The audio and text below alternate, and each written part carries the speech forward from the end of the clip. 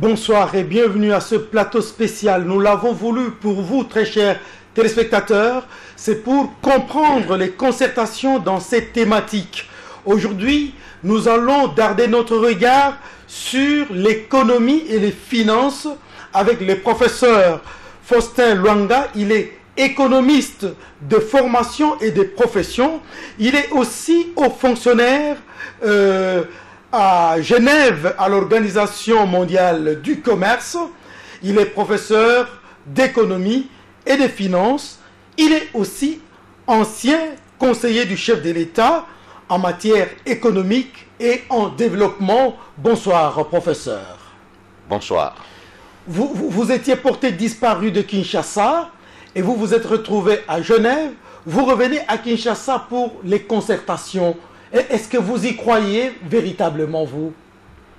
Oui, j'y crois. D'abord, chaque fois quand les gens se concertent, ils se retrouvent pour échanger, c'est ce qui nous a été demandé, et d'échanger, de se parler, de discuter, de proposer librement, sans contrainte. C'est ce que le chef de l'État a souhaité, c'est ce que les décrets appelant, convoquant les concertations le fassent.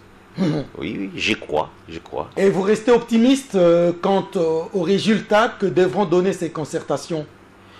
Les résultats, nous les aurons.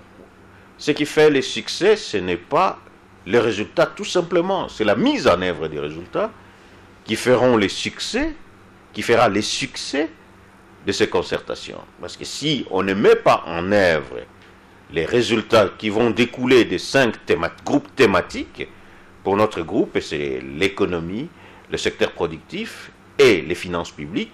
Il y aura beaucoup.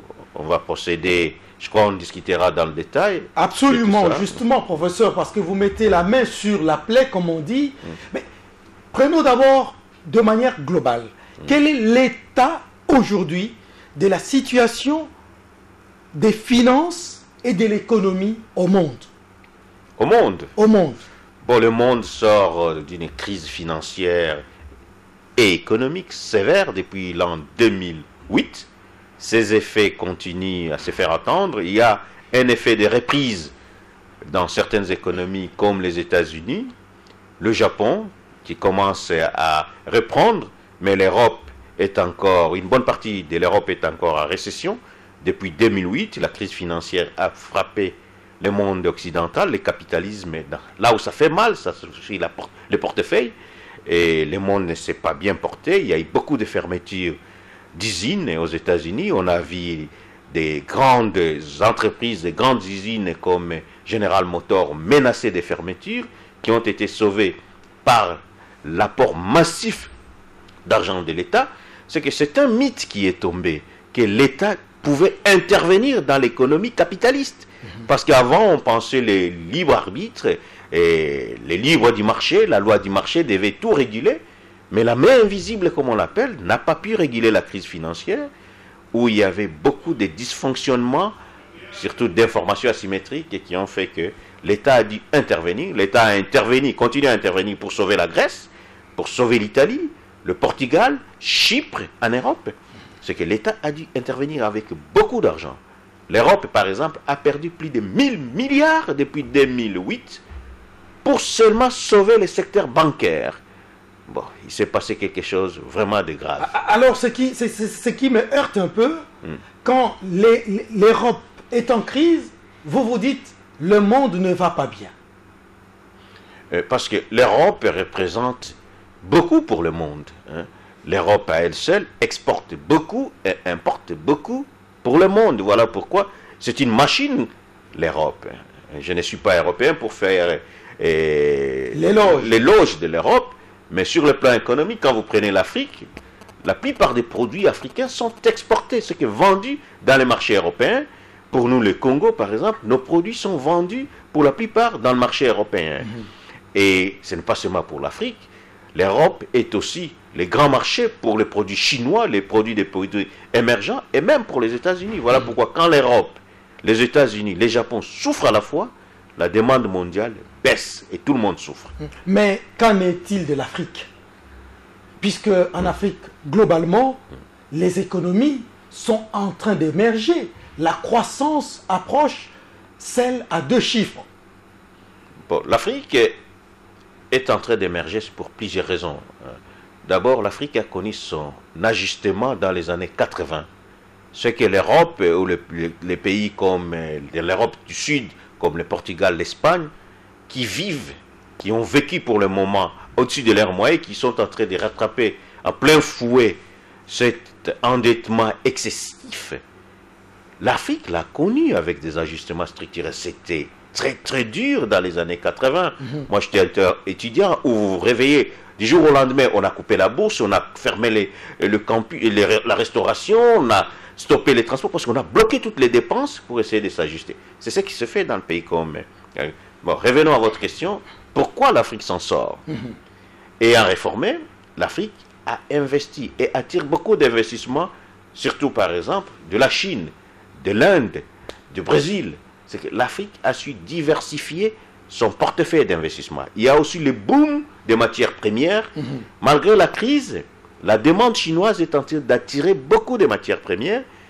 Il y a aussi l'augmentation des prix. Par exemple, la tonne de cuivre coûte actuellement autour de 8 000, ce qui attire pas seulement les cuivres, il y a d'autres produits, l'or aussi, ça augmente.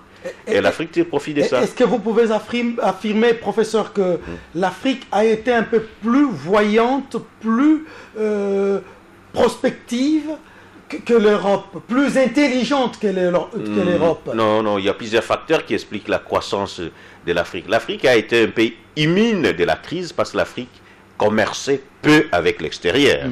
Et sa part du commerce, à part, l'Afrique a souffert de la crise par seulement la contraction de la finance commerciale. C'est que pour vendre, il y a la contraction de la finance commerciale, les lettres de crédit commerciales, par exemple. Les banquiers qui émettaient ces lettres ont souffert aussi des crises financières. Ils ont perdu peu de liquidités pour mettre dans la finance du commerce. L'Afrique aussi a souffert des ralentissements de la demande mondiale. Parce que nous vendons dans ce pays, et quand par exemple l'usine qui importait des métaux ferme, ça fait un importateur de moins. Alors il y a eu des invendus. Alors l'Afrique a connu des secousses. Pour le cas par exemple du Congo seulement, en 2008 et 2010, nous avons connu une chute de production à 2%. C'était 2,3%. C'est que nous avons aussi subi la secousse de la crise, mais à des degrés différents. Mais professeur, la Banque mondiale, les FMI, ces institutions internationales financières ont leur siège dans ces pays qui sont aujourd'hui frappés de plein fouet par la crise économique. Comment ça se passe? Comment ça se justifie? Bon, la Banque mondiale ne finance pas les pays en développés. La Banque mondiale finance les pays en développement. Les FMI conseillent aussi les pays développés, mais pas beaucoup. Avec la crise financière, le rôle des FMI, des Fonds monétaires internationaux, s'est vu renforcé, surtout avec la crise grecque, où elle est partie prenante dans ce qu'ils appellent la Troïka, à savoir l'Union européenne, le FMI et la Commission européenne, pour aider la Grèce à se restructurer, c'est-à-dire à racheter une part de ses actifs toxiques, ses dettes et ces actifs qui ne savent plus être utilisés, ni remboursés, ni échangés, à les racheter afin de rendre le système bancaire grec, par exemple, sain. Ces institutions, il faut le voir à leur création d'abord. La Banque mondiale a été créée pour gérer le plan Marshall de la reconstruction de l'Europe. La Banque mondiale, au début, elle s'appelait Banque de reconstruction et de développement. Elle deviendra Banque mondiale plus tard pour s'occuper seulement de la reconstruction de l'Europe. Le FMI était créé pour s'occuper des liquidités d'argent. Quand il y avait des problèmes d'insuffisance de paiement, de balance de paiement, on devait avoir une institution qui devait prêter de l'argent. Et il y a une institution qu'on a oubliée souvent parmi les institutions de Bretton Woods, c'est là où moi je travaille, l'Organisation mondiale du commerce, quoique née en 1995, sa vieille appellation c'était Organisation internationale du commerce. Et elle devait être le troisième pilier des institutions de Bretton Woods. Mais elle devait s'occuper seulement des règles, de la réglementation sur le commerce. Comme vous savez, par exemple, cher Eric, quand vous regardez au Congo, tout le monde est presque commerçant. vous circulez, vous serez surpris. Mais pourquoi? Au centre de l'activité commerciale, il y a la notion du gain. Du gain. On ne fait pas du commerce pour le bénévolat. Parce qu'on croit gagner, voilà pourquoi on fait du commerce. Au niveau individuel, au niveau de l'entreprise et au niveau même de la nation. Et maintenant, imaginez, quand certains gagnent, ça signifie qu'il y a quelques-uns qui perdent un peu, imaginez qu'il n'y ait pas de règles du jeu. Alors, moi j'ai l'habitude de dire, si l'OMC n'existait pas, on l'aurait créé. Et l'OMC a été créé pour mettre de l'ordre dans les transactions internationales, dans la réglementation commerciale internationale. Alors, vous prêchez là pour votre chapelle, je vous le concède, mais expliquez-nous, professeur, dans l'entretemps, l'Afrique a continué à fournir ses produits à l'Europe. L'Europe est frappée par la crise. Je ne vois pas encore très clairement comment il est advenu que l'Europe soit frappée par la crise, concrètement. Que s'est-il passé? Rapidement. Que s'est-il passé? Bon, la crise a commencé aux États-Unis, d'abord. Si je dois vous expliquer les prémices de crise. Il s'est passé aux États-Unis, on a prêté de l'argent à qui le voulait, en quelque sorte. Et on a prêté sans décompensation. Les banques, parce qu'il faut savoir, les banques, quand elles prêtent de l'argent, ce n'est pas leur argent. Les banques empruntent de l'argent qu'elles prêtent en utilisant les systèmes de levier. Une banque qui possède, par exemple, c'est un exemple, $1 million de capital, comme nos banques ici, peut prêter jusqu'à 10 millions. Ça fait un levier de 10. Maintenant, si vous prêtez à des mauvais emprunteurs qui refusent de vous payer, vous vous retrouvez, les banques se sont retrouvées avec des dettes. Supposons, vous prêtiez, ces banques prêtaient pour acheter des maisons, ça s'appelle garantie hypothécaire. Au lieu de prêter les tout, les banques prêtaient jusqu'à 100% par exemple. Alors, les banques se sont retrouvées, par exemple, vous ne voulez pas payer, vous dites à la banque, venez récupérer votre maison. Le rôle de la banque, ce n'est pas de vendre les maisons. Alors, quand les Américains ont commencé à ne pas vendre, à ne plus payer, pourquoi ils n'ont plus payé? Entre-temps, aux États-Unis, le taux d'intérêt qui était très bas a augmenté parce qu'il fallait réguler un peu l'économie américaine qui a commencé à surchauffer. Alors, les gens ont commencé à refuser de payer. La crise immobilière, ce qu'on a appelé la crise immobilière, a créé ce qu'on appelle des actifs toxiques. Pour une banque, quand vous avez des hypothèques que vous ne savez pas réaliser, c'est ce qu'on appelle toxique, c'est-à-dire qu'on ne pouvait pas, la banque, sa fonction primaire n'est pas de vendre les maisons, sa fonction c'est de prêter l'argent. Ça devient nocif en fait. Voilà, c'est ce qu'on appelle toxique. Alors dites-nous il y a un effet de contagion parce que ces banques américaines empruntaient même l'argent aux banques européennes qui les prêtaient et les gens qui investissaient là-bas, alors ça fait un effet de contagion. Quand l'Amérique a eu froid, l'Europe a eu des frissons et ça subit les chocs. Quand on a fermé la banque Brother Lehman, ça a fait l'effet de contagion en Europe, en Asie. C'est ça, le monde est globalisé. Alors, dites-nous, professeur, concrètement, est-ce que la République démocratique du Congo est en crise, oui ou non? En crise? Bon, avouons quand même que la République démocratique du Congo, c'est une économie en pleine réforme. C'est-à-dire? C'est-à-dire, depuis 2001, on observe quand même un U-turn, c'est-à-dire, en anglais on parle de U-turn, c'est-à-dire sous forme de changements. Une amélioration. Une amélioration, il y a la croissance. Bon, une amélioration, c'était un peu trop dur, mais on observe quand même un taux de croissance, ce qu'on appelle la production intérieure brute. Le taux est devenu positif et chaque année, l'économie a commencé à s'accroître. C'est ce qu'on appelle les taux positifs. On observe aussi que les taux d'inflation, à ne pas confondre avec les niveaux de prix, les taux d'inflation, c'est les changements de prix, des niveaux de prix d'année en année, est en train d'être stabilisé. Mais, comme toute économie en pleine réforme, il y a des contradictions. Nous observons par exemple que, malgré la croissance, depuis 12 ans bientôt, le peuple demeure pauvre et très pauvre.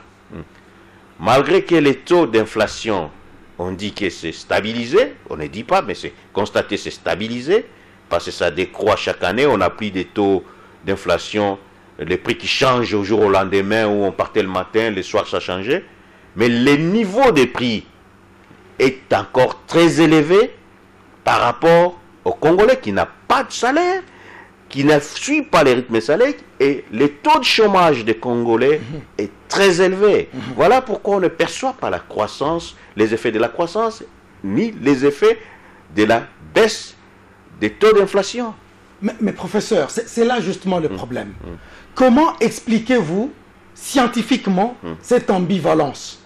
On maîtrise le taux d'inflation, la population demeure pauvre et son pouvoir d'achat s'amenuise jour après jour. Bon, c'est une très bonne question, Luc. C'est une bonne question. C'est cela l'économie. Gérer la cité, faire l'allocation des ressources. Ça me pousse au cœur même de la philosophie, de la politique poursuivie au Congo. Au Congo, actuellement, avoir la manière dont l'économie est gérée, on maîtrise la croissance, parce que c'est un objectif, la croissance, qui est positive, mais les gens sont pauvres. Pour quitter les gens de la pauvreté, il y a la manière de faire.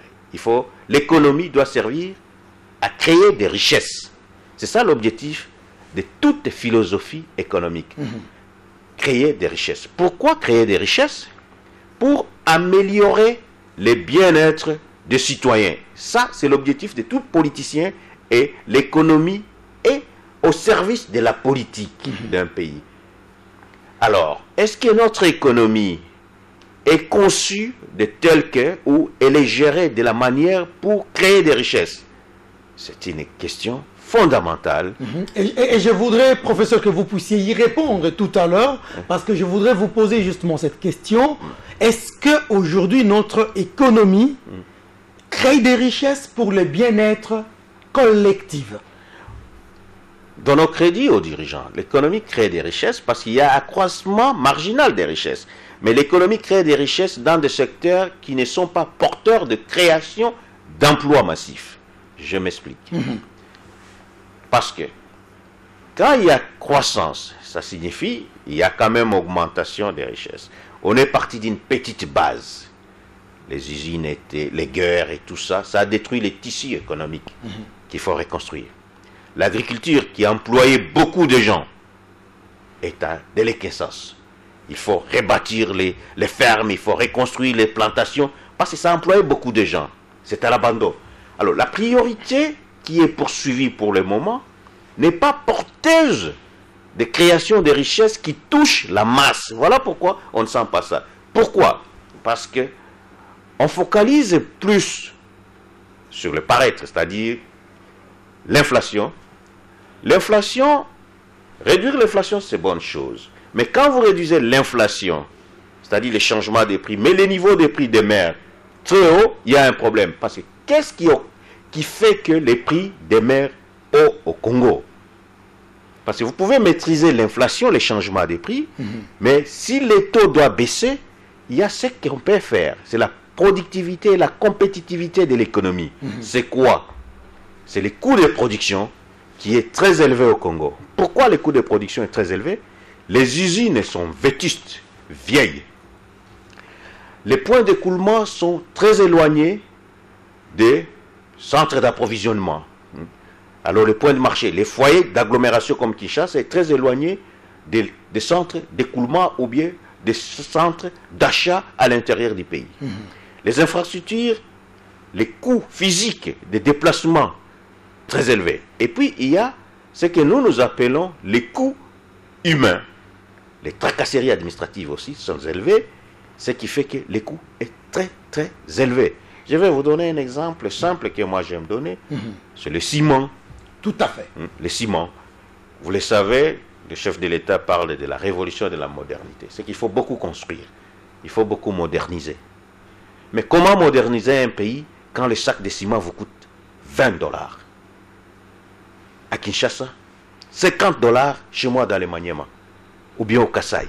C'est un défi énorme. Vous savez ce que coûte le ciment sur le plan international?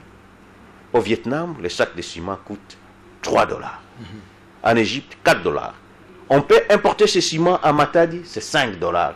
Pourquoi ne pas importer les ciments, par exemple, et abandonner ces usines qui sont vieilles et qui font que les ciments congolais coûtent plus cher, en attendant de s'ajuster, d'investir dans les nouvelles usines qui vont permettre, ça je parle seulement du ciment, pour baisser. Je vais y répondre, je vois que vous voulez poursuivre. Il en est de même, je veux essayer un peu de vous donner d'autres exemples, il en est de même des cartons d'Impiodi. Ça s'achète à environ 3 dollars en Namibie. Ici, c'est 70 000 francs congolais, c'est-à-dire 85, 90 dollars. Comment cela peut être possible chez nous? Oui, ça c'est la mafia locale.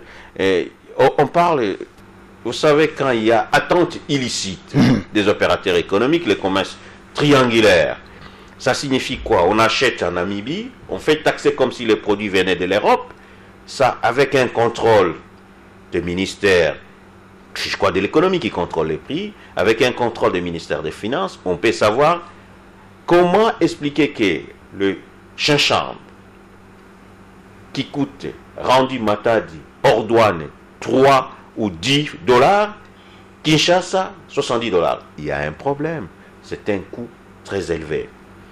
J'aimerais revenir, si vous le permettez, dans le cadrage des philosophies économiques du pays. Le cadrage macroéconomique. Mais dites-nous, est-ce qu'il est possible aujourd'hui, professeur, de faire revenir le prix à leur niveau normal, par le gouvernement, entre autres? Bien sûr, il y a plusieurs aspects qui doivent entrer en compte. Que doit-il faire, le gouvernement? Par le simple contrôle, d'abord, on peut rétablir les coûts réels, parce qu'il y a beaucoup de coûts fictifs. Par exemple, le prix de revient d'un sac de ciment rendu, si on importait le ciment, ça coûterait moins cher. Abandonnons le cas de ciment, parce que ce sont les coûts de production à l'interne qui sont plus élevés, parce que les usines de ciment qui appartiennent au privé, ça ne justifie pas qu'on les protège. On peut importer les ciments et permettre à ces sociétés d'investir dans les nouvelles technologies pour produire moins cher. Ça peut réduire les coûts de ciment. Pour le cas de chez Chambre ou bien d'autres produits d'importation, rappelle-toi, cher Luc, que le Congo importe la majeure partie de sa nourriture. C'est question de sécurité alimentaire, sécurité nationale. On ne peut pas permettre aux gens de fixer des coûts arbitraires. Ça signifie qu'il y a des marges énormes. En économie, on appelle ça des captations des rentes des situations. La différence entre ces prix rendus Boma ou Matadi et Kinshasa est énorme. L'État peut diminuer ça et ces sociétés ne tomberont pas à faillite. Les prix peuvent baisser. Les niveaux de prix peuvent baisser. Alors, est-ce que vous pensez, professeur, que les finances publiques congolaises soutiennent le développement économique national aujourd'hui?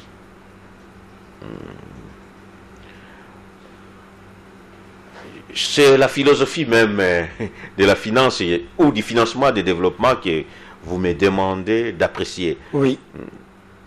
Comment est gérées les finances publiques actuellement au Congo? Je crois que les finances publiques sont gérées sur des bases saines. C'est très bien. Mais ça signifie des bases saines sur base caisse. Gérer les finances sur base clairement, caisse. oui, clairement ça veut dire quoi, professeur? Clairement, ça veut dire tout simplement, nous allons utiliser ce que nous avons. Si nous n'avons pas, nous n'utilisons rien. Sur base caisse. Mais on ne peut pas financer le développement d'un pays sur base caisse. Parce que les besoins du Congo sont énormes par rapport à notre caisse. Et tous les pays au monde, les besoins dépassent toujours les moyens. C'est ça l'économie. Les besoins sont toujours multiples et multiplicatifs et les moyens toujours limités. Et le rôle de l'État, c'est comment allouer les besoins qui sont multiples comment satisfaire les besoins multiples des citoyens congolais avec peu de moyens. Il faut être innovatif. Actuellement, on se cantonne à gérer la base caisse. Avec comme conséquence immédiate, les banques ne financent pas les développements parce que le taux de banque est très élevé, quoique les taux directeurs de la Banque centrale est très bas, actuellement à 2%, mais vous trouvez les banques commerciales qui prêtent 3% le mois, soit 36% l'an. Ça fait un écart énorme. Pourquoi? Ça, c'est aux autorités de voir. Les finances n'accompagnent pas les développements. Quand vous gérez sur base de caisse, vous allez satisfaire seulement une petite marge. C'est que vous mettez les pays en austérité tacite. En d'autres termes, il y a une rigueur. Ça va vous permettre de ramener l'inflation très bas, c'est ce qu'on observe, mais ça ne résout pas le problème du chômage parce que vous ne faites pas de la relance. Vous appliquez la politique monétaire, mais vous ne faites pas la relance. Vous appliquez la politique budgétaire sur l'aspect dépenses, mais vous n'appliquez pas l'aspect des recettes, qui est une politique budgétaire. Il faut chercher l'argent pour satisfaire le budget, pour satisfaire le besoin du Congolais. C'est qu'il faut élargir l'assiette pour que notre caisse s'élargisse. Attendez, professeur, quand vous dites qu'aujourd'hui, c'est une question de politique, mais les cadres macroéconomiques est maîtrisé. Notre croissance approche la croissance à 2 chiffres. Pour vous, le problème se pose où précisément? Et quand vous dites qu'il faut chercher l'argent, mais notre pays est bourré des atouts, l'argent se trouve ici au pays, professeur. Bon, que signifie maîtriser les cadres macroéconomiques? Bon, c'est ce qu'on appelle les carrés des Caldor en économie, pour ceux qui le savent. Vous avez, c'est le cadre, c'est un cadre. La macroéconomie, c'est un instrument. Ce n'est pas l'objectif d'une économie. L'objectif d'une économie, je vous l'ai dit, c'est créer des richesses pour satisfaire les besoins.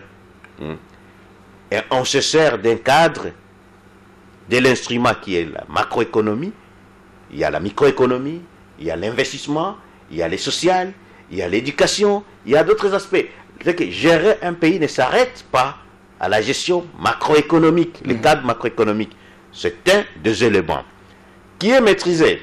Quand on parle de maîtriser, ça signifie quoi? Le carré des Caldor que je vous disais, vous avez au-dessus, c'est l'inflation qui doit baisser, qu'on doit opposer toujours au taux de chômage, qui est très élevé au Congo, malheureusement. Près de 90%. Ouais. Les deux ne peuvent pas aller facilement ensemble. Quand vous maîtrisez trop l'inflation, c'est bien, les prix n'augmentent pas, mais quand les gens sont à chômage, c'est qu'il n'y a pas de pouvoir d'achat, il n'y a pas une demande qui est créée, ça va créer un effet d'éviction des entreprises qui n'ont plus d'argent. Parce que maîtriser l'inflation, c'est que vous maîtrisez la caisse, gestion sur base caisse. Je vous ai dit, les banques ne prêtent pas l'argent.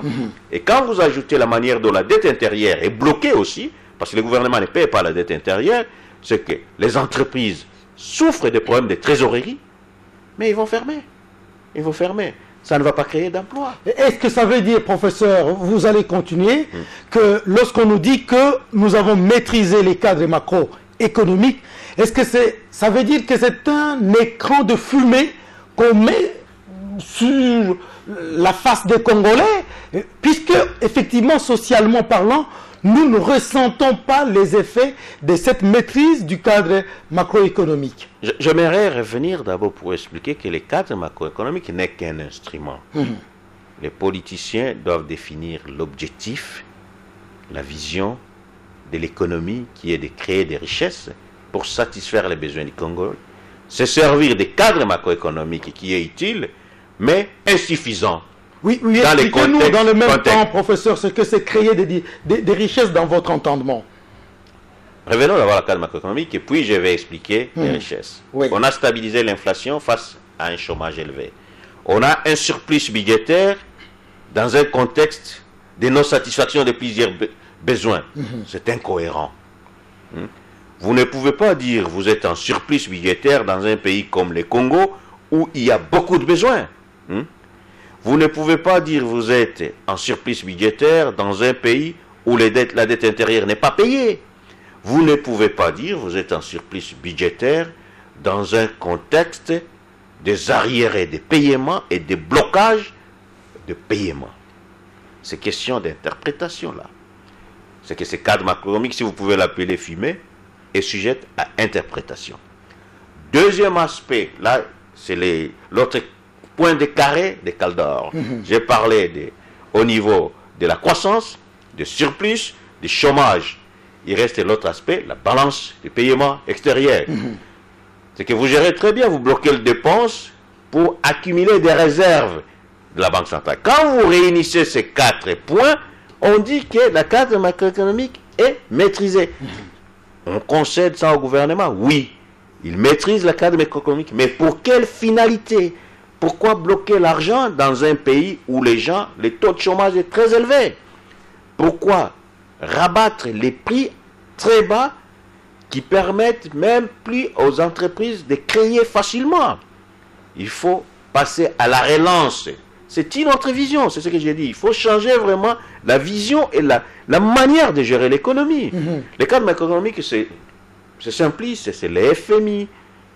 Je n'aime pas entrer dans la guerre avec le Fonds monétaire international qui conseille sur les cadres macroéconomiques, qui est nécessaire, mais ça ne va pas nous amener le développement. Pour nous amener le développement, il faut chercher comment financer ce que le chef de l'État a dit, la justice sociale, la redistribution sociale. Il faut financer les créations de richesses. Beaucoup. Faire des partenariats, chercher des systèmes de financement innovants. On l'a fait avec les contrats chinois, il faut en faire plus. Utiliser nos actifs miniers, nos actifs des hydrocarbures, nos essences des forêts comme actifs. Je vais vous donner un exemple qui va vous faire rire. La RDC, c'est comme une belle dame assise, qui demande de l'aumône, qui est assise sur des pierres, pensant que ce sont des cailloux, or ce sont des diamants. C'est du diamant, vous êtes assis sur les diamants, mais vous commandez l'aumône. Oui, mais tout à l'heure, je vous demandais, professeur, pourquoi les ministres des Finances doivent aller chercher l'argent ailleurs, alors que nous avons des atouts chez nous. Et vous avez parlé, je reviens là-dessus, de la création des richesses. Comment se fait ce processus de création de richesses dans un pays? Bon, d'abord, pour créer des richesses, il faut investir. Pour transformer les richesses, il faut investir. Nous avons des richesses potentielles. Le sous-sol est très riche, mais il faut les transformer. Pour les transformer, on a besoin des capitaux qui existent de par le monde. On ne vit pas fermé. Même le cadre macroéconomique, si il est maîtrisé, c'est parce qu'on nous apporte à peu près 3 milliards dans le budget, apport extérieur. Mais nous pouvons avoir plus en créant des partenariats d'affaires, ce qu'on appelle public-privé. PPP, 3 fois. Partenariat public-privé. Ça consiste à quoi? À ramener des gros investisseurs dans différents domaines d'exploitation. On l'a vu ici avec la télécommunication. Quand je suis conseiller du chef de l'État, le chef de l'État a libéralisé le monde des télécoms. Les gens qui travaillent aujourd'hui dans la société de télécommunications, je crois, respirent bien à Kinshasa et au Congo. Ils gagnent bien leur vie. On a créé des richesses dans le monde des télécommunications. Les secteurs miniers, on ne transforme rien, on exporte tout.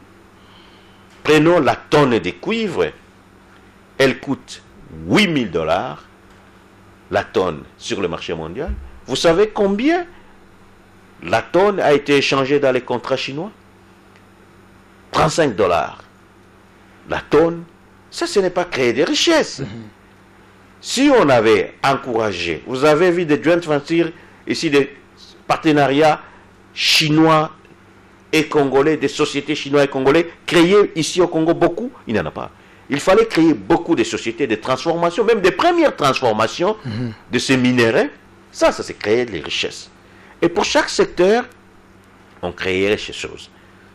C'est cette manière que, je crois que je ne me suis pas bien fait comprendre, qui consiste à syndiquer, à valoriser nos actifs pour attirer ceux qui ont l'argent aux Émirats, en Chine, au Brésil, en Inde, à devenir nos partenaires.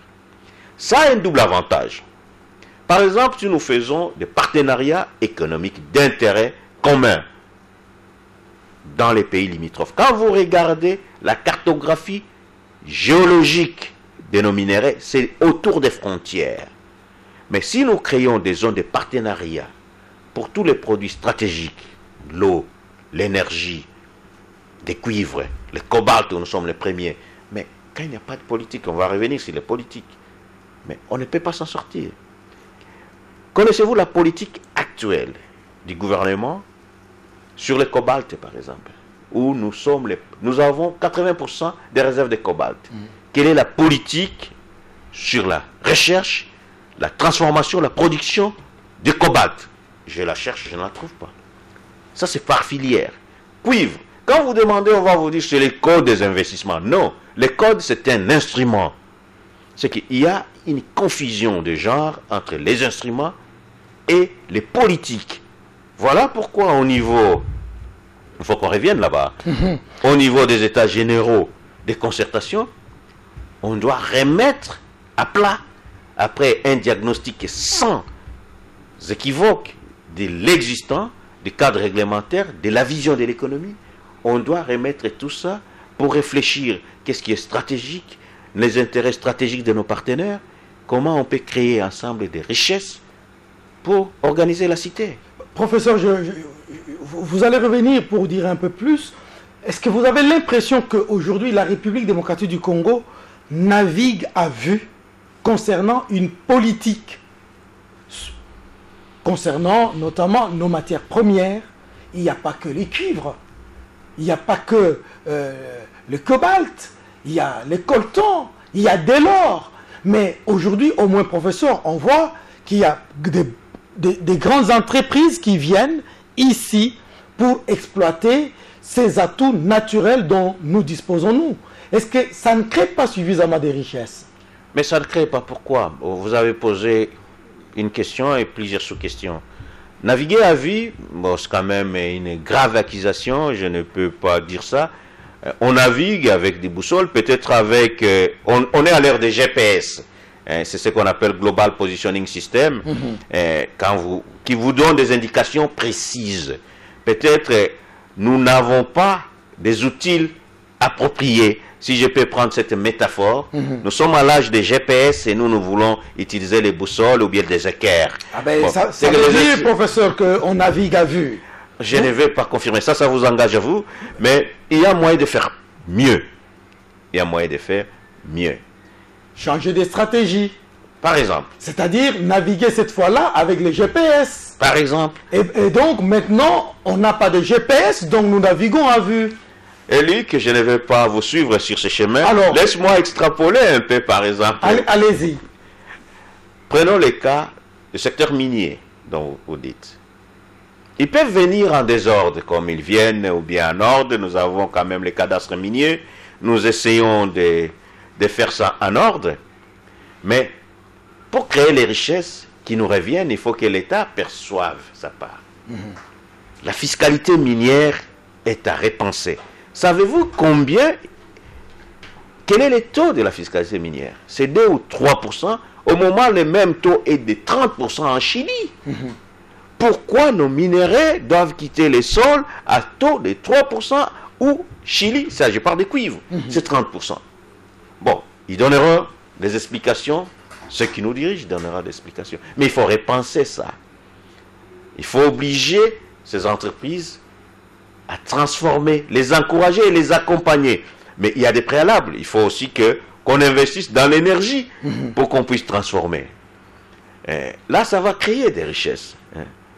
Mais la fiscalité minière, elle est cette incitative, mais extravertie, orientée pour servir les intérêts de l'extérieur, pas du Congolais. Voilà pourquoi on ne tire pas profit. Alors, professeur, il y a aussi cet autre phénomène. Vous avez parlé des banques tout à l'heure, qui prêtaient à des taux usuaires. Alors, mais la plupart des banques à Kinshasa, en République démocratique du Congo dans son ensemble, n'appartiennent pas aux nationaux. Est-ce que ça pose un problème? Bon, nous n'avons pas de vraies banques. Bon, qu'ils m'excusent les banquiers. Nous avons des banques boutiques. Souvent, ce sont des banques qui ne sont qu'à Kinshasa, d'abord, la plupart. Et quand vous questionnez à petite portefeuille, c'est que l'ensemble du portefeuille de toutes les banques au Congo ne dépasse pas 2 milliards. C'est-à-dire la masse d'argent qui manipule ces banques, se peut. Et de deux, nous n'avons pas de banques d'investissement. Quand vous regardez, la plupart, ce sont des banques commerciales. Et des trois, ces mêmes banques, vous trouvez, pas seulement, ce sont des banques commerciales, ils sont banquiers, ils sont en même temps importateurs. C'est que faisant la concurrence aux importateurs. Et là, c'est mauvais aussi. La loi interdit ça et devait vraiment interdire ça. En d'autres termes, si vous êtes en concurrence des devises, moi, les banquiers, je donnerai toutes les devises à ma société qui importe. Et là, il y a collision et sa société, certainement, ne paye pas le même taux que l'autre qui va importer. Comment casser ça? Comment renforcer? Il y avait l'autre sous-partie, je commencerai peut-être à répondre, que ces banques appartiennent aux étrangers. Ce n'est pas seulement les banques qui appartiennent aux étrangers. Où est la classe moyenne congolaise? Elle n'existe pas. Il faut la créer. Mais l'État a promis cette classe moyenne depuis 2006. Jusqu'à présent, on ne la voit pas. Bon, vous savez, le chef de l'État donne la vision. Et je crois, dans sa révolution des modernités, c'est une très bonne vision. Il nous appartient, il appartient au gouvernement de donner corps à la révolution des modernités. Ce n'est pas seulement, comme je vous l'ai dit, la révolution des modernités, ce n'est pas seulement la modernisation. C'est la manière de gérer. La classe moyenne, on la crée par la création des richesses. Prenons l'exemple en Afrique du Sud, Black Empowerment, c'est-à-dire comment, après, à la sortie de l'apartheid, l'Afrique du Sud a développé une situation d'encourager les Noirs à s'approprier de l'outil de production. On avait essayé au Congo, mais c'était mal fait la zaïrianisation. Tout à fait. L'Angola le fait très bien, en exigeant tout partenaire étranger de s'associer à l'Angolais, à un Angolais. Et si vous ne le faites pas, le gouvernement ne va pas vous donner de crédit. Les Zimbabwe venaient de le faire. Tout à fait. Bon, alors, c'est accepté dans les États modernes. Vous ne pouvez pas abandonner tous les tissus, même les petits commerces.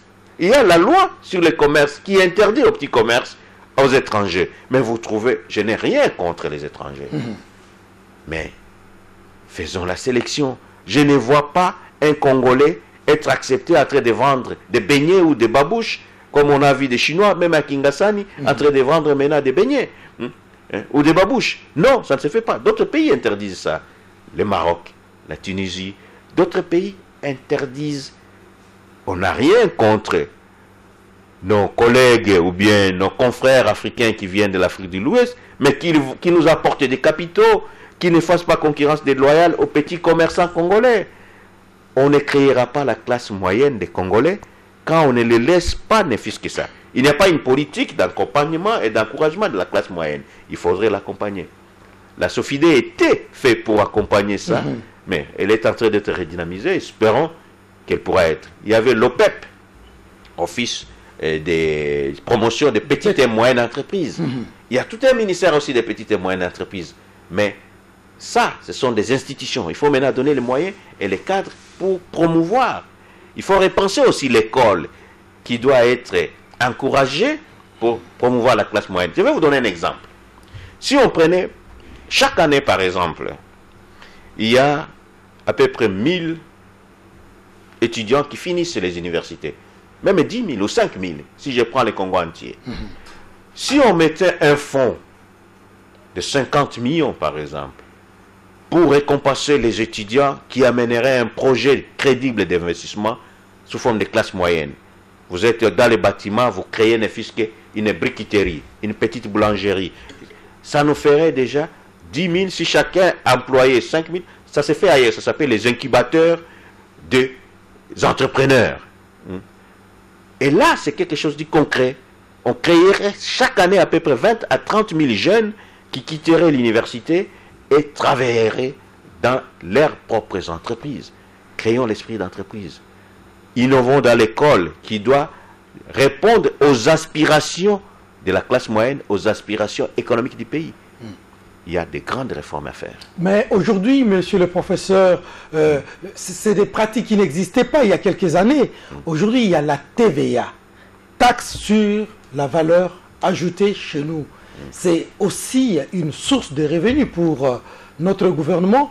Pourquoi ne ressentons-nous pas les effets bénéfiques de la TVA sur le train-train quotidien du citoyen moyen. Donc la TVA, c'est une taxe, c'est qu'on vous prend quelque chose. Oui. Bon, en d'autres termes, c'est... On doit redistribuer en principe. Bon, pour redistribuer, il faut qu'il y en ait beaucoup. Hein, il y en ait beaucoup. Au début, il y a eu un effet de croissance de la taxation. Et on a beaucoup mobilisé. Après, n'oubliez pas que le Congo, il y a une bonne partie qui est dans l'informel. La TVA, c'est la taxe sur valeur ajoutée. C'est une taxe très sophistiquée parce qu'elle est remboursable et récupérable par tranche de production. Nous sommes dans un pays où la traçabilité comptable est difficile et la pratique comptable est quasi presque nulle dans tous les secteurs informels. Conséquence, c'est le peuple encore qui paye parce que même les entreprises, des fois, les structures où il n'existe pas de TVA font payer la TVA. C'est les seigneurages, on vous vole un peu l'argent, soi-disant PVA, et ces gens ne rapportent rien à l'État. Parce qu'en payant la TVA, les entrepreneurs deviennent les collecteurs d'impôts pour les comptes de l'État. Tout à fait. C'est les consommateurs qui payent. Et à ces entrepreneurs ou bien à ces commerçants qui doivent reverser à l'État. Qu'est-ce qu'on observe? Maintenant, quand vous n'avez pas la traçabilité comptable, vous ne savez pas payer, l'État ne sait pas vous contrôler, vous avez le système de fausses factures, sans TVA avec TVA, alors l'État est en train de perdre de l'argent, beaucoup d'argent.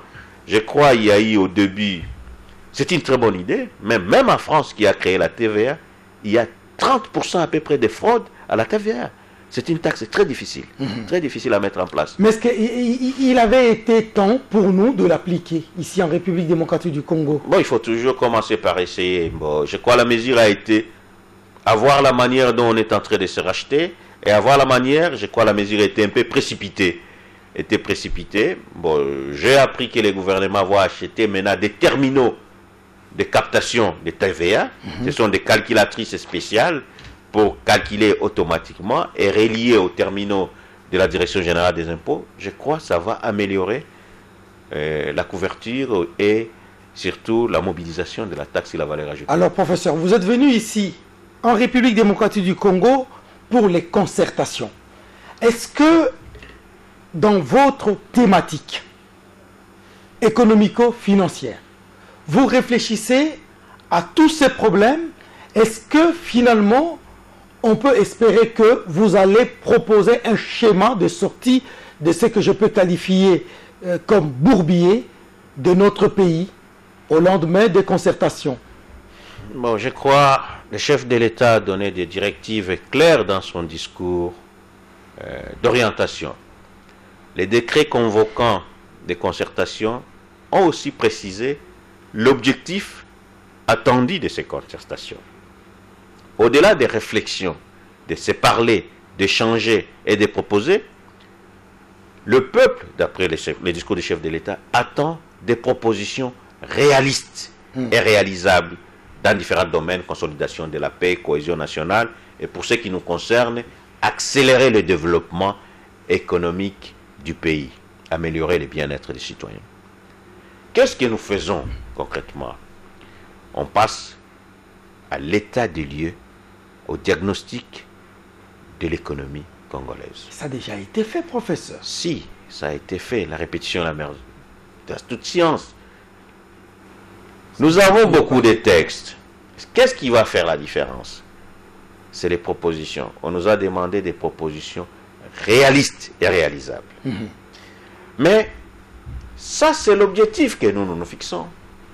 Nous pouvons bien proposer, nous pouvons bien faire des propositions réalistes, nous pouvons avoir ce genre d'émissions, mais ce qui fait changer les choses, ce n'est pas les beaux discours, ce n'est pas seulement des beaux textes, mais c'est la mise en œuvre, la mise en pratique de ces textes, de ces propositions. Mais ça aussi, ça doit être réfléchi déjà au niveau de vos commissions. Bien sûr. Est-ce que vous y réfléchissez? On peut réfléchir comment mettre en place les choses. Mais il faut qu'il y ait maintenant une décision politique pour la mise en œuvre des recommandations qui seront arrêtées aux concertations nationales. Et les décrets convoquant les concertations nationales stipulent qu'ils vont mettre ça en œuvre le président de la République, les décideurs actuels, l'Assemblée nationale, le Sénat, le gouvernement et les autres institutions de la République. Si ces institutions mettent en œuvre d'une façon rigoureuse les recommandations qui vont découler des 5 groupes thématiques, nous pouvons espérer au changement. Sinon, ça sera une perte de temps. Tout à l'heure, vous avez beaucoup parlé de la philosophie ou même de la politique du gouvernement en matière de l'économie. Est-ce qu'il va falloir que les mêmes animateurs continuent d'animer les institutions telles que vous les avez constatées présentement, ou est-ce qu'il faut aller vers un changement structurel, un changement institutionnel pour espérer obtenir les fruits qui vont sortir des concertations? Luc, je ne suis ni député, je n'ai ni mandat pour faire changer les gouvernements, ni l'autorité pour le faire. Je crois ceux qui détiennent ce pouvoir ont la sagesse nécessaire, ont les capacités nécessaires pour tirer conclusion qui s'impose des concertations. Tout ce que je peux vous dire, moi, quand les gens se concertent, ils se parlent, nous sommes venus de différents horizons, opposition, majorité, société civile, avec des différents points de vue. Pendant 3 semaines, ces gens vont se parler, harmoniser leurs points de vue et peut-être arriver à une cohésion et peut-être explorer la possibilité de travailler ensemble. Si cela arrivait, je crois, les autorités qui décident pourraient apprécier la possibilité de voir comment que ces gens travaillent ensemble. Oui, justement, c'est là le problème. Nous avons une constitution qui régule toutes les institutions, mais le chef de l'État convoque des réflexions nationales, des échanges nationaux qui vont, à vous entendre parler, automatiquement déboucher sur un changement de politique parce que actuellement ça ne va pas. Est-ce que mes prémices sont correctes? Vous faites un constat que beaucoup de choses ne vont pas comme il se devait maintenant. Alors pour que ça aille, il faut changer. Bon, on peut réfléchir à contrario. Si ça allait bien, pourquoi convoquer les concertations? Absolument. Bon, je crois qu'on a convoqué pour réfléchir, échanger et discuter. C'est pas mauvais d'échanger et de discuter. On n'a pas convoqué pour venir sanctionner des gens. Surtout quand on met en exergue la volonté d'une cohésion nationale, on ne peut pas dire on sanctionne, on fait ceci. Non. Je crois ce qui va découler, c'est l'harmonie d'avoir travaillé, d'avoir vu ces gens des différents horizons. Surtout, il faut insister sur un terme, le consensus. Travailler d'une façon consensuelle, ramener leurs conclusions d'une façon consensuelle pour résoudre les grandes questions et les grands problèmes de la nation. Je crois qu'il n'y a pas plus noble objectif que ça. Alors, professeur, logiquement, si le chef de l'État a convoqué cette concertation, ça veut dire qu'en lui-même, il a la volonté de voir les choses aller mieux. Est-ce que vous croyez que, après les concertations, dans la visée du chef de l'État, devrait ressembler à avant les concertations? Bon, logiquement, je ne suis pas dans la tête du chef de l'État. Non, là nous réfléchissons. Bon, je crois sincèrement qu'il y aurait peut-être des ajustements à faire dans plusieurs domaines. Dans plusieurs domaines. Et si nous arrivons à imposer la paix, ce serait déjà quelque chose très très bien. Moi, je viens de l'Est où le peuple crie pour la paix. Si après les concertations, les vécus des Congolais s'améliorent d'une façon significative, tant mieux. Mais je crois qu'il y aura beaucoup d'idées qui vont sortir, qui vont nécessiter qu'on s'abreuve de ces idées, qu'on s'en inspire, qu'on change notre façon de faire. Parce qu'on ne peut pas produire tant de réflexions et ne pas du tout s'en inspirer. Alors, nous restons dans la réflexion logique. Au cas où vous apporteriez les clauses des concertations et que celles-ci, les clauses, demanderaient que le gouvernement puisse changer de politique. Que feriez-vous de la Constitution, professeur Luanga? Non, la Constitution est au-dessus. Tu sais, les gouvernements changent de politique sans changer de Constitution, Luc. Oui, mais tout à l'heure, vous avez dit qu'on verrait comment travailler ensemble. Non, alors, laissez-moi interpréter, vous allez répondre. Travailler ensemble veut dire ouvrir le gouvernement. Or, la Constitution dispose que le chef de gouvernement est issu de la majorité. Et au cas où vous arriveriez à la conclusion selon laquelle le travailler ensemble nécessiterait le changement de gouvernement qui serait pris par, mettons, un acteur de l'opposition. Que feriez-vous en ce moment-là de la Constitution? Bon, vous savez, Luc, il y a des gouvernements d'ouverture. Si sera cela le cas, je crois les politiciens congolais, j'ai foi à leur confiance d'innovation pour trouver des formules à faire pour ça. Tu sais, les majorités peuvent se composer, se décomposer et se réorganiser.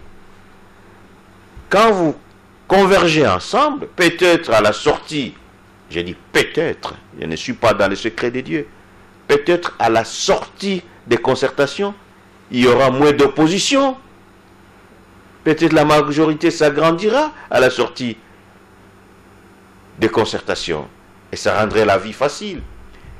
Je crois, je ne suis pas dans le secret des dieux, je ne pense pas qu'il soit interdit de rejoindre la majorité pour les partis d'opposition. Si certains de ces partis décidaient de rejoindre la majorité, pourquoi pas? Là, la majorité s'agrandirait. Ce qui est bien, parce qu'on aura au moins harmonisé et élargi le champ des gens qui soutiennent l'action du chef de l'État. Professeur, regardez votre caméra. Dites au peuple congolais du fond de votre cœur ce qui en ressort après une semaine plus ou moins et demie, ou sinon 2 semaines, de votre participation aux concertations et comment vous voyez la République démocratique du Congo après les concertations, selon Faustin Luanga, économiste, financier, fonctionnaire, haut fonctionnaire international, j'en passais des meilleurs. Bon, merci d'abord, Luc. Je crois nous avons beaucoup travaillé et la composition du groupe thématique économie, secteur productif et finances publiques est très très rehaussée. Vous y trouvez 3 ou 4 anciens premiers ministres, 4 anciens gouverneurs de la Banque centrale, une trentaine à quarantaine d'anciens ministres, des professeurs d'université, des experts. C'est vous dire que c'est des hommes d'affaires, c'est vraiment rehaussé. C'est la crème de l'élite congolaise qui réfléchit là-bas. Et je reste persuadé, après les diagnostics qui viennent d'être faits, parce que nous avons terminé l'étape des diagnostics, qui est mitigée un peu, avec ce que je vous disais. Vous avez une croissance, des taux de croissance depuis une dizaine d'années, mais le revenu qui n'augmente pas, les taux d'inflation, mais avec des chômages élevés, et des surplus, mais avec des faiblesses dans les financements de développement, c'est qu'il y a beaucoup de recommandations à faire. J'ai foi à l'avenir du Congo, et je pense sincèrement que ce pays peut se développer, devenir comme les Émirats. Il y a une vision qui est autour de nous, la révolution de la modernité. Il faut lui donner un plan qui n'existait pas malheureusement, qui doit accompagner la révolution de la modernité. Au Congo, nous gérons malheureusement avec des programmes d'ajustement structurel, programmes de soutien de ceci, programmes agricoles. Les programmes, c'est l'ensemble des idées schématisées sous forme de projets qui font des programmes. L'ensemble des programmes doit former un tout pour devenir le plan. Nous devons enlever, nous devons avoir des axes stratégiques, des préalables qui doivent lier pas seulement les gouvernements actuels, même des gouvernements qui vont venir. C'est comme ça que des pays modernes fonctionnent. réfléchir comment accroître les richesses des Congolais, c'est plus noble que nous tous. Nous sommes prêts pour y contribuer, nous sommes venus pour apporter notre expertise, et je crois chacun des délégués est là pour essayer d'apporter sa pierre à l'édifice. J'ai foi qu'on aura des bonnes résolutions, mais ce qui est important, qu'on les mette en pratique. Je vous remercie de tout cœur, professeur Faustin Luanga. Je rappelle que vous êtes économiste et vous êtes haut fonctionnaire à l'Organisation mondiale du commerce à Genève. Vous êtes professeur de l'économie et des finances. Vous êtes un ancien conseiller du chef de l'État en économie et en développement. Je sais que nous n'allons pas épuiser l'intelligence de ces sujets que nous venons d'aborder avec vous, mais franchement, vous avez dit l'essentiel. Je vous en remercie au nom de tous les téléspectateurs qui nous suivent et vous souhaite plein succès. Merci une fois de plus d'avoir répondu à notre invitation. Merci, Luc. Merci, prof. Merci beaucoup.